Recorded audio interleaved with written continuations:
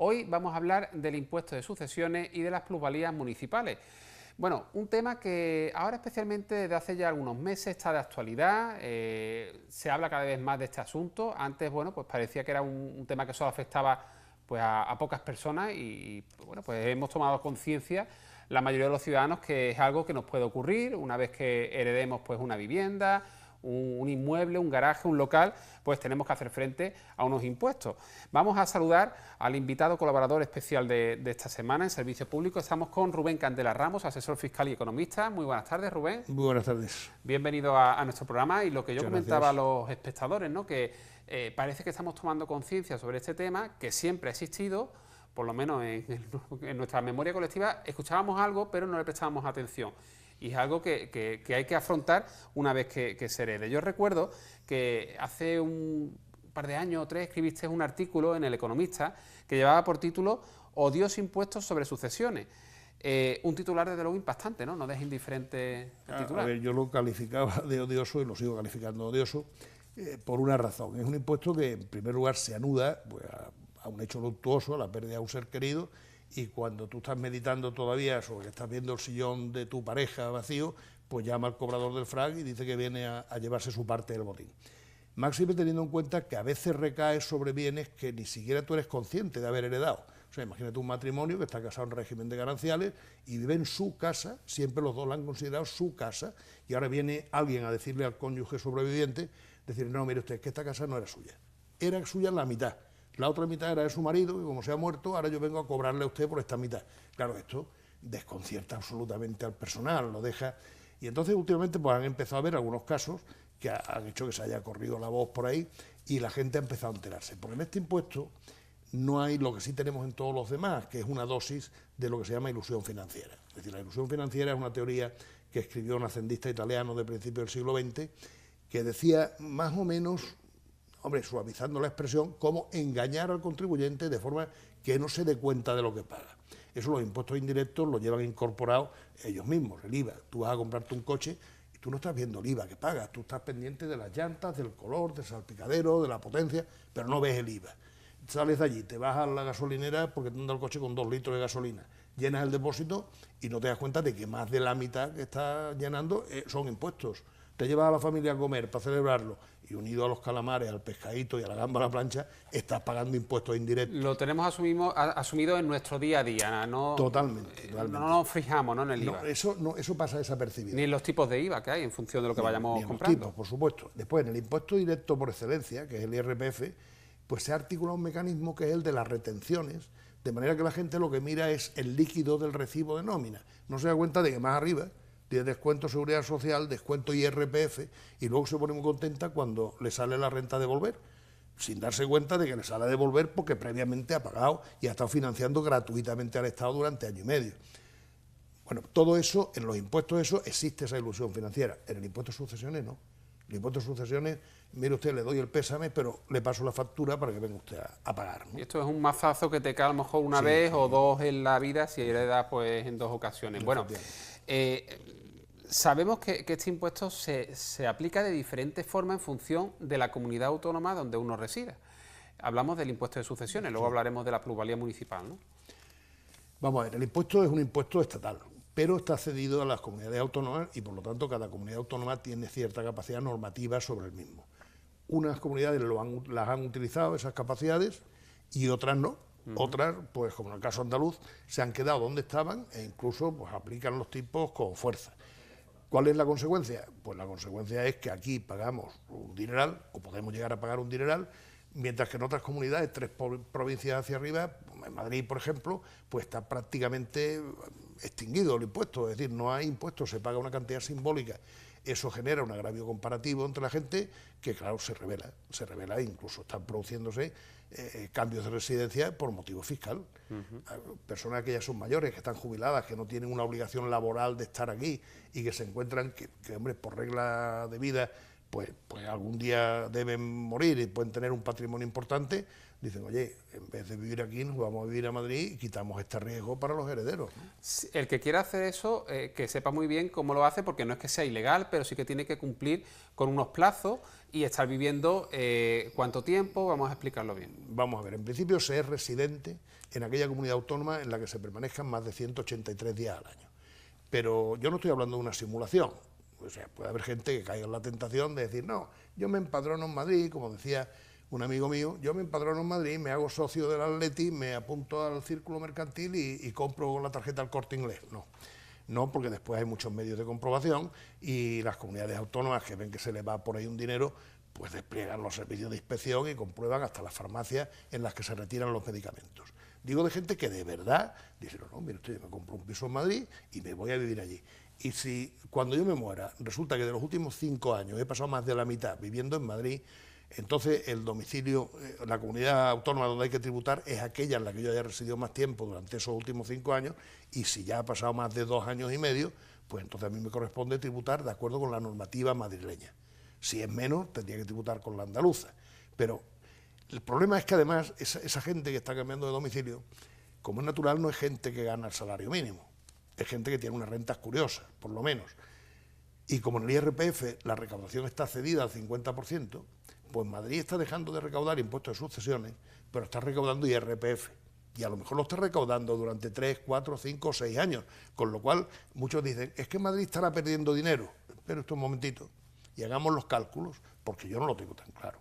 Además, hay que enfatizar en que si uno vive en Andalucía, pero la casa la tiene en otra comunidad, tributa en Andalucía. Es el domicilio del causante el que determina dónde se debe. Donde se tributa y no la vivienda donde se encuentra la vivienda. Perfecto. Bueno, también es importante en el impuesto de sucesiones, así como ese impuesto varía los coeficientes en función de la comunidad donde uno resida, también los lazos sanguíneos y la relación que haya entre el fallecido y el que hereda. En el impuesto hay unos coeficientes multiplicadores, hay una tarifa, y después en función de la distancia, es decir, de que sea padre, hijo, sobrino, hermano, colateral, de segundo, de tercer grado, etcétera, hay unos coeficientes multiplicadores que elevan la tributación cuanto más se aleja familiarmente del causante. También hay otros coeficientes multiplicadores en función del patrimonio preexistente en el que hereda. Entonces todo eso hace que con la tarifa del impuesto, más esos coeficientes multiplicadores, pues a veces la tributación puede llegar a un nivel desmesurado, al 70 y tantos %. Este es un impuesto que está regulado por una ley del año 87, la ley 29 del año 87. En aquel momento nadie declaraba la verdad, con lo cual el legislador se lo monta y una especie de retrueca, ¿no? Dice, vale, tú me engañas en la base y yo te engaño en los tipos. Y monta una tarifa pues con unos tipos muy elevados. Claro, ahora llega el momento en que no solo...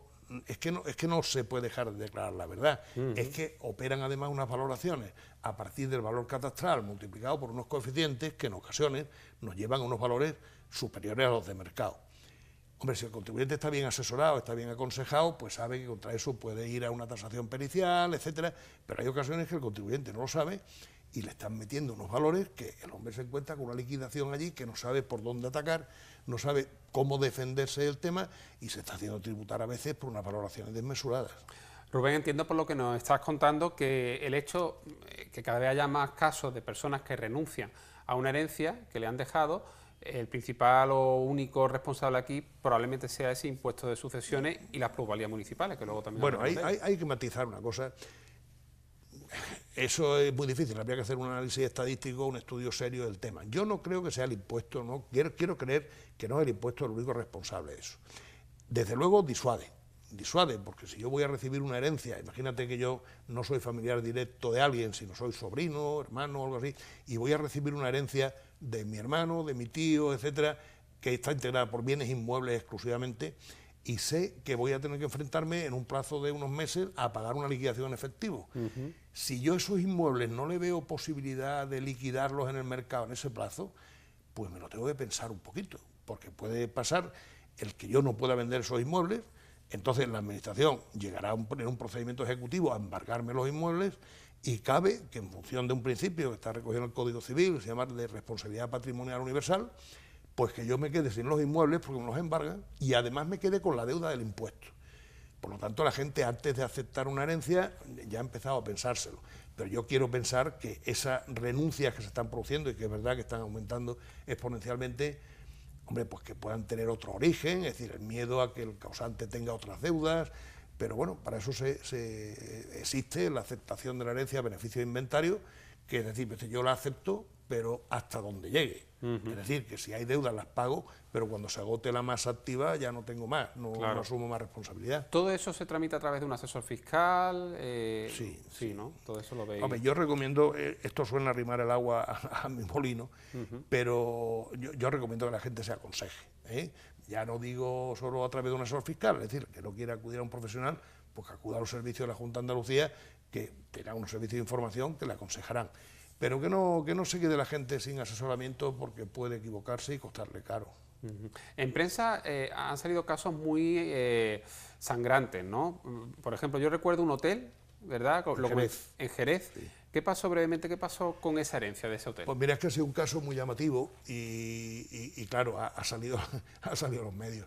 Una familia, en primer lugar, ese hotel no debería haber tributado. No debería haber tributado, ¿por qué? Pues porque es un activo empresarial. Los activos empresariales, si se cumplen ciertas condiciones, están bonificados en un 99%. Luego aquí tiene un ejemplo de que un mal asesoramiento pues le ha costado a esta familia una ruina. Sí, porque entiendo que está dando puestos de trabajo, X requisitos con lo que probablemente o no sabemos, podría cumplir y al final está tributando como si fuera una casa, una vivienda. Efectivamente, si se cumplen una serie de requisitos, una explotación de un negocio está prácticamente exenta en el impuesto. En este caso, no se habrán enterado de eso, no le ha aconsejado a nadie, y heredan un hotel y entran en la base imponible del impuesto de sucesiones. Pues bien, en la base del impuesto le valoran el hotel aproximadamente 1,5 millones de euros. Esta familia es el único bien que tienen, solicitan un aplazamiento ofreciendo como garantía el propio hotel. Ya a efecto de garantía le valoran el inmueble en 1 millón de euros. Ya de pronto para este concepto ya ha bajado 1/3 del valor. A pesar de eso, esta familia no puede hacer frente al aplazamiento porque no consigue ni vender ni obtener rendimientos para ello, no puede pagar, le embargan el hotel y en subasta se lo adjudican a alguien por 100 y pico mil euros. La deuda es superior y resulta que ha perdido el hotel y además se han quedado endeudados con la Junta de Andalucía. O sea, casos de este estilo, conocí otro también de un pueblecito de la provincia de Sevilla, donde un local que solo había que verlo para entender que aquello no valía nada, pues se lo habían valorado en 100 y pico mil euros. Y la pobre familia pues también tuvo un auténtico problema para hacer frente a la que se le venía encima. Por eso, hombre, es conveniente que la gente pues que conozca un poco el tema, que conozca el asunto y ante una situación así, pues que vaya a un profesional o a la Junta de Andalucía a aconsejarse. Rubén, ¿qué es la plusvalía municipal? La hemos mencionado así un poco de pasada, pero ¿en qué consiste ese impuesto? Pues mira, si me dejas la expresión te diré otra que tal baila. Otra que tal baila. A ver. El impuesto de plusvalía municipal es un impuesto local que grava el incremento. El impuesto se llama impuesto sobre el incremento de valor de los terrenos de naturaleza urbana, sobre el incremento de valor. Por lo tanto, está claro que la base imponible debe ser el aumento de valor. Cuando un terreno, entendiendo un terreno, una edificación que lleva al suelo debajo, ¿no? Un terreno agrícola, por ejemplo, no tendría plusvalía. Esto es naturaleza urbana, solo los bienes urbanos. Tú transmites un piso, transmites una casa y entonces hay un impuesto local que somete a gravamen el incremento de valor del terreno desde que se compró hasta que se transmite. ¿También es diferente en cada ciudad? Es diferente en cada ciudad, sí, porque los ayuntamientos tienen un entorno en el que moverse y unos lo fijan más bajito y otro una horquilla.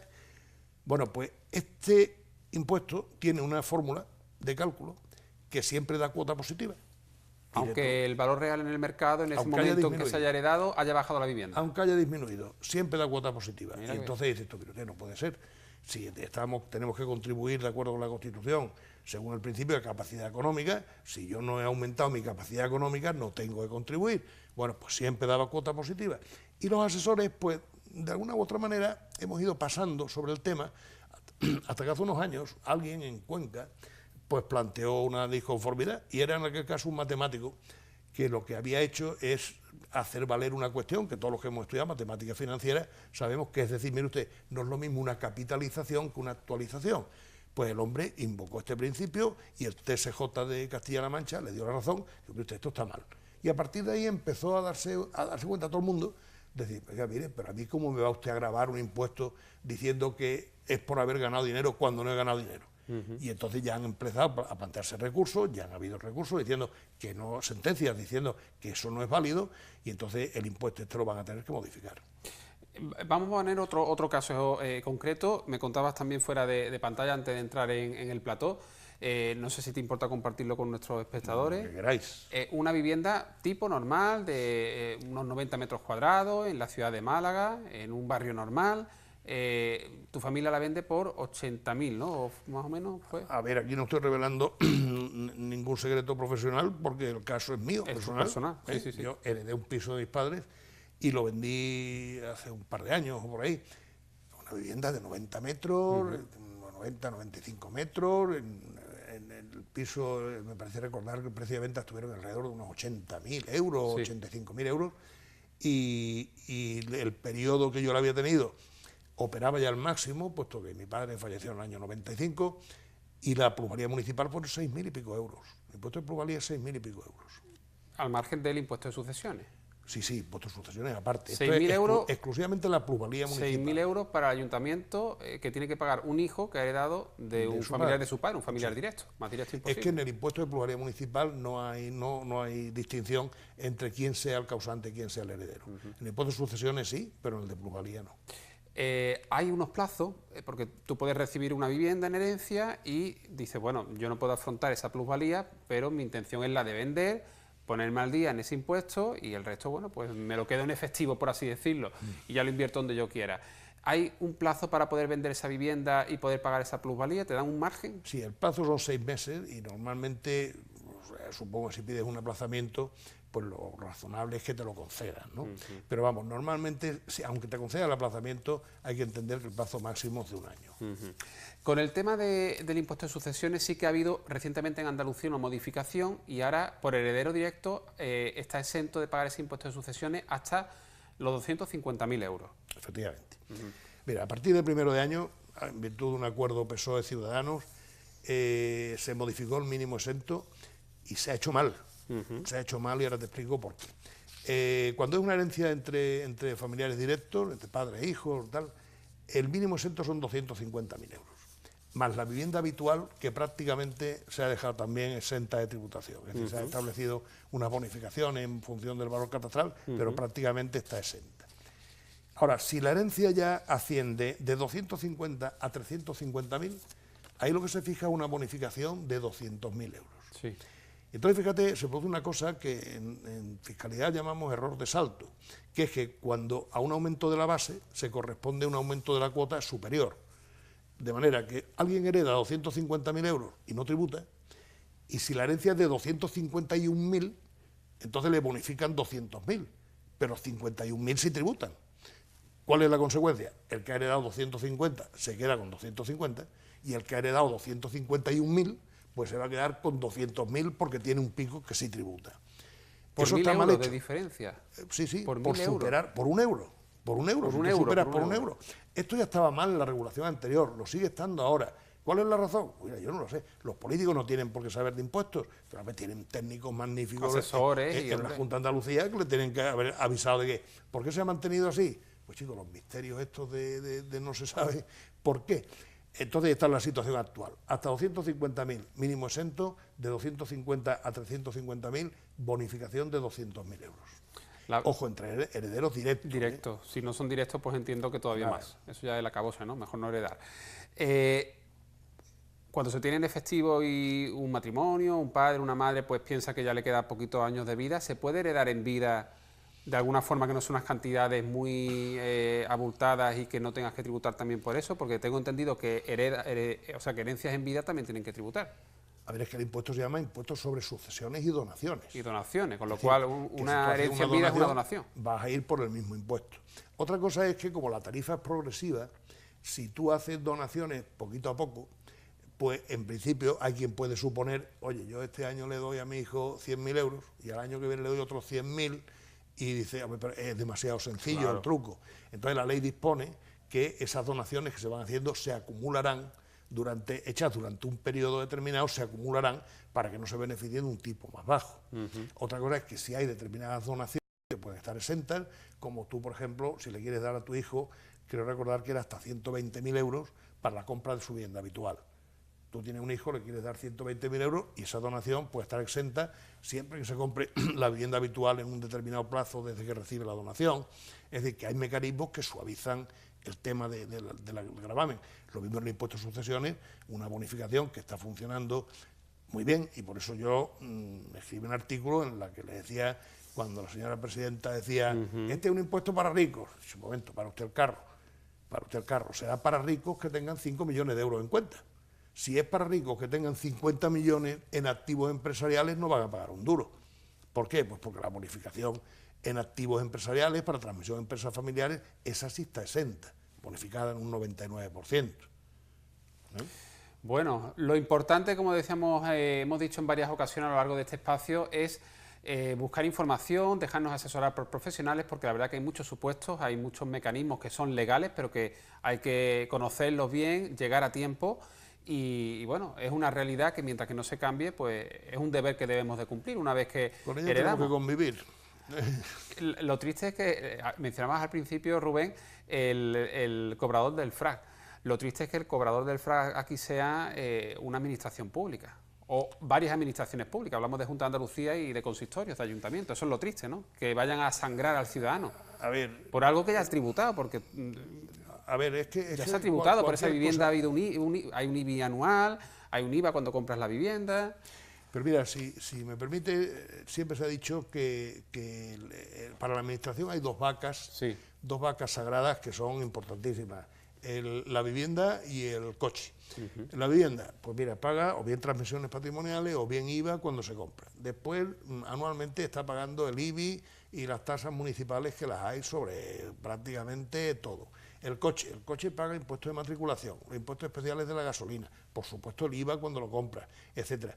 Y además son dos propiedades que en cualquier caso garantizan el cobro del impuesto, porque el IBI sobre la vivienda tiene una hipoteca legal tácita, de forma que si no lo pagas puede llegar el ayuntamiento y llegar a embargarte la vivienda por él.